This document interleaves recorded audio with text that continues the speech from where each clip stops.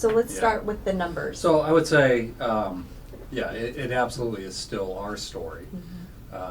Obviously, there's so much more going around in the world right now, in our country in particular. It's a incredibly difficult, heart-wrenching time to watch our country, who's been battling through this unbelievable, unimaginable pandemic, and then now to be facing another crisis, another strife in humanity is Right. it's so sad. So, but thanks for having me back. It's good to be back. I do want to give a shout out to Carrie Nowicki and Ryan Gates and Jag Bath. I hear they did an amazing job pinch hitting for me. So thanks to the three of them. I really enjoy watching them and listening to them. I learn a lot. They're just great presenters, and I hope everybody got a chance to enjoy the perspective and the information that they bring, because they're very much on the front lines of dealing with this pandemic. So yeah, when you spend 25 years as the CFO, you will always be known as the numbers guy. So hopefully you were able to kind of stay in touch this last week, but I will give you a rundown. My traditional, starting at the high level and working down to the local level. So this is all as of yesterday, Wednesday, June 3rd. So at the state level, the state's reporting just shy of 118,000 confirmed COVID positive cases. Give you a few characteristics about that.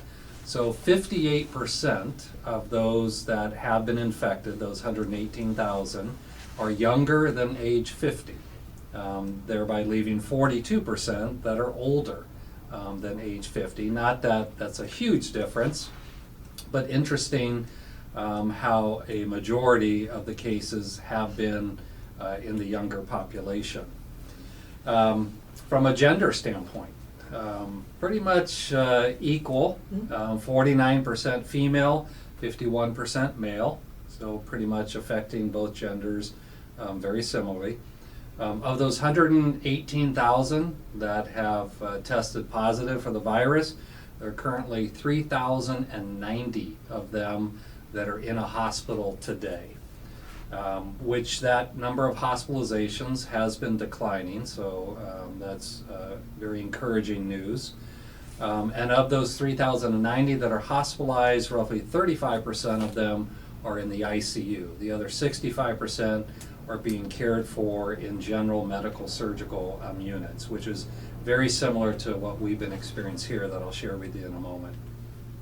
And then sadly, the tragic part of the pandemic is those that have lost their lives to the virus. And in California, we've had now 4,361 deaths. Bringing that down to the county level, and again, keep that in perspective, 118,000 positive cases at the state level. In Tulare County, as of yesterday, we have 2,026 confirmed positive cases. They don't break out the age distribution exactly the way that the state does, but 907 of those 2,000, or about 45%, are younger than the age 40. So at the state level, you have 58% that are younger than 50.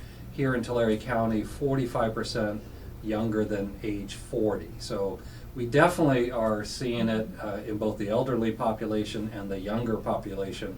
But as we know, it's been the elderly population that has been the hardest hit and have been those that are most hospitalized, and the greatest amount of deaths are in the older population. Of those 2,026 cases, a little over 20% of them are older than age 65. As of yesterday, Tulare County reported an additional death, so we're now up to 90 across the entire county.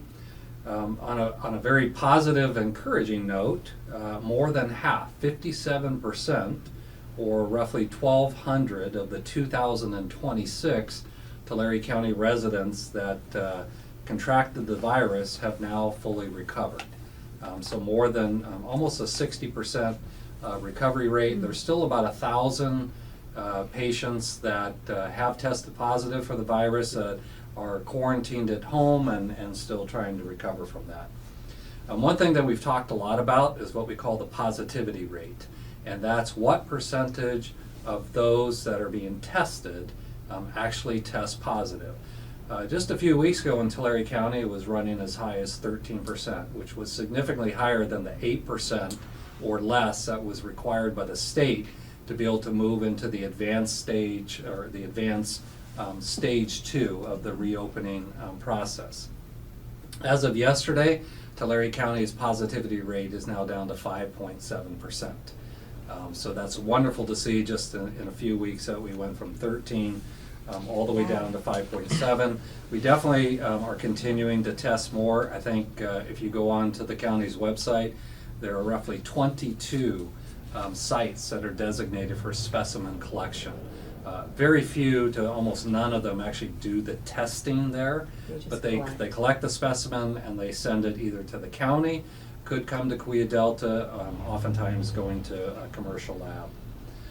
I know skilled nursing facilities are always of great interest to our community, since that's where we've seen the hardest hit in Tulare County.